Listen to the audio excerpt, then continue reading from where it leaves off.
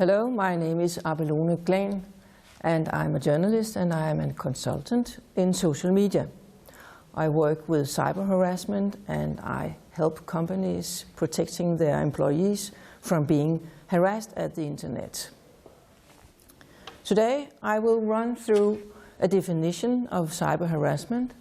Then I will talk about the consequences of all these insults and harassments that we see at the internet, and then I will talk about how we can handle these situations as a company.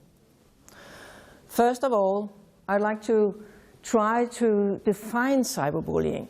It's also called cyber harassment, and it has many different names, but today we will use cyber harassment or cyberbullying. It's defined by being the use of cell phones, of instant messaging, of email, of chat rooms, or social networking sites in order to bully people, and bully, that is to harass, to threaten, or to intimidate someone. We see it overall because it takes place 24/7. It takes place when we are at work and it takes place when we are home. And that's a new thing. Normally harassment takes place at a workplace and then you can leave it. But today we are all online and the harassment continues when we go home. The other characteristic about cyber harassment is that it often is done by people anonymously. So you have difficulties in finding out who is actually those who are bullying you. Where do we find it? Well, actually we find it everywhere. We find it a lot in schools, but today I'm not talking about pupils. Pupils are harassing pupils, students are harassing students, but I would rather talk about the harassment of adult people and the harassment at a workplace. I have stated some examples here. It could be customers, it could be clients, but it's always examples of customer or clients towards an employee. It could, for instance, be a hate page about a particular social worker. Maybe the social worker and the family has had a long history because the family has been in trouble and they have had several consultancies, and all of a sudden the situation arises and the social worker says no to an application of something, and afterwards the family goes home, the father or the mother or someone in the family makes a hate page. The hate page carries the name of the social worker, and because the family has talked to the social worker a lot of times, they know something about the social worker too, if he or she hasn't been careful about not mentioning any private things. But if he or she has, then all of a sudden she will see some of the things that are private exposed on the internet. It could be a YouTube video. As we all carry these cell phones, and lots of us have smartphones with video or camera, then we often can record things happening just in front of us. And especially a parking attendant is at risk for being bullied afterwards, because people tend to record what they see when they are given a ticket, and afterwards they upload it to YouTube with name and with other insulting things. So it's very easy to be found again as a parking attendant. I've also seen examples of hate pages at Facebook. Actually, it's not difficult to find hate pages at Facebook, although it's prohibited to make such. If you just search for the word hate page at Facebook, you will find a lot. It could be of a banker. In these times, a lot of people try to get loans, and perhaps they had the same banking person at the same banking counselor at the bank throughout a lot of years, but all of a sudden he's not able to grant a loan. Naturally, the customer gets a little bit angry, and maybe they go back and make a hate page at Facebook of the exact banker. I mentioned teachers before, and I will mention a certain website which actually is called Rate My Teacher, where you can rate people. You can rate every teacher in every school, and those ratings are not always very polite, to say it mildly. And another type of harassment are texting. It's also, when it has sexual content, it's called sexting. It could be anonymous. It's SMSs sent to someone, and I've seen it very often towards people who work at job centers. They try to get people employed, but it doesn't always, they do not always succeed in this, and afterwards the people at the job center are very exposed to people who are unemployed, and they go back and they find the telephone number or they find the names of the job center personnel, and they start mailing them or texting them. So it sneaks in everywhere, and people are very offended by it. So now I've tried to give some examples of where people are getting harassed. So who is at risk? Well, as I see it, it is those employees who are maintaining a very extrovert job, people who are very visible. We have personal bankers, so of course sometimes we love our banker, but it can turn into hate. And every time people have a very close contact to clients or customers, they are at risk. Also, those who carry responsibility are at risk being harassed, because a lot of those people are people who are leaders or bosses in some sort, and they have their emails on the internet, on the page of the company, and therefore it's very easy to find them.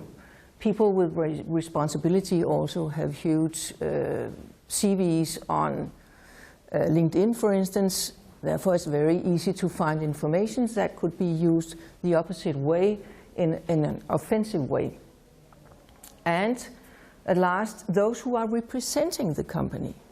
I see a lot of companies having ambassadors, and those ambassadors are trying to give a very good impression of the company, being some sort of employer branding examples at the internet. But they tell also small personal things on these ambassador portraits, and they are often harassed also because they are exposed by the company. So what are the consequences of all this harassment? Well, people who are harassed are more or less have a tendency to be a little bit ashamed of being harassed. So they kind of don't tell that they are being harassed. They try to delete a harassment on an SMS, or they try to forget that it has happened.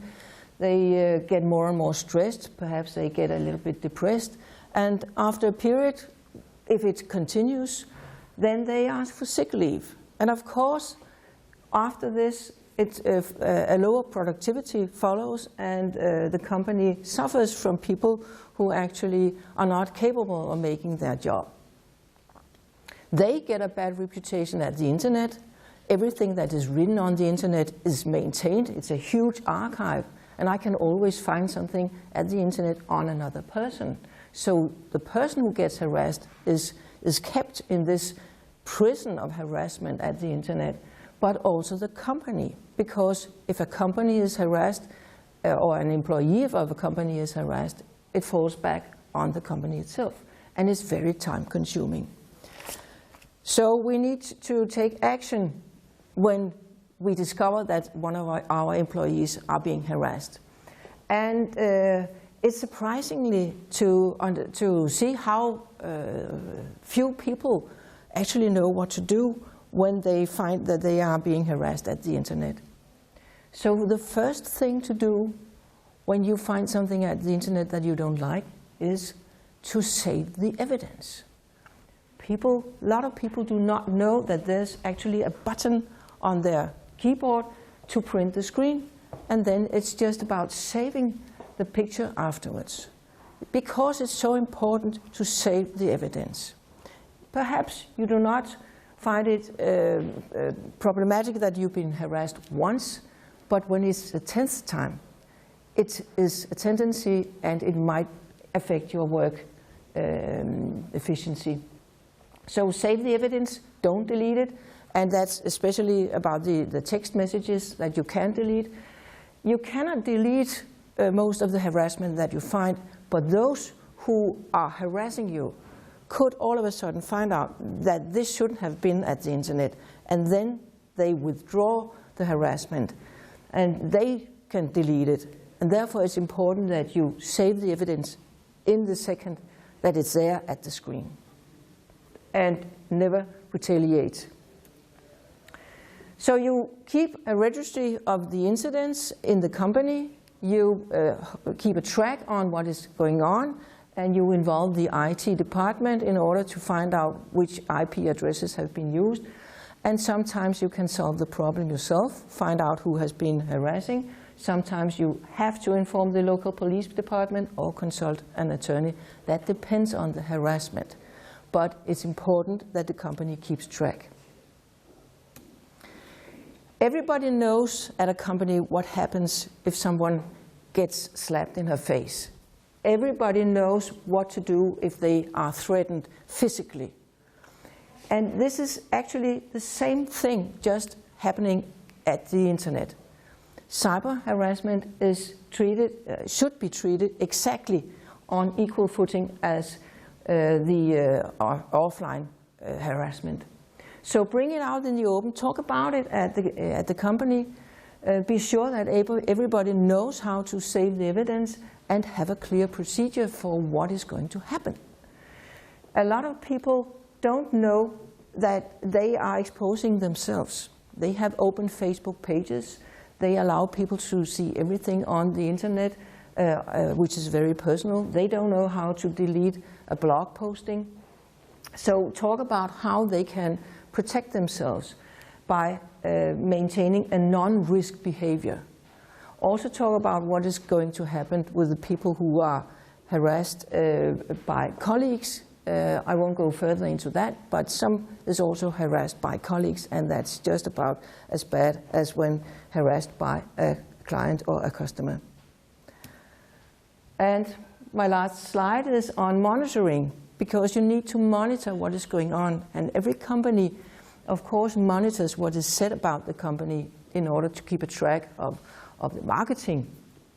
But also you need to monitor what is going on in terms of harassment. And you need to have this procedure. When will we react? When is it serious enough that we have to take action on a harassment? Who in the company is going to react? And what can they do? How far can their competences be stretched? When will we turn to the police? When can we do it?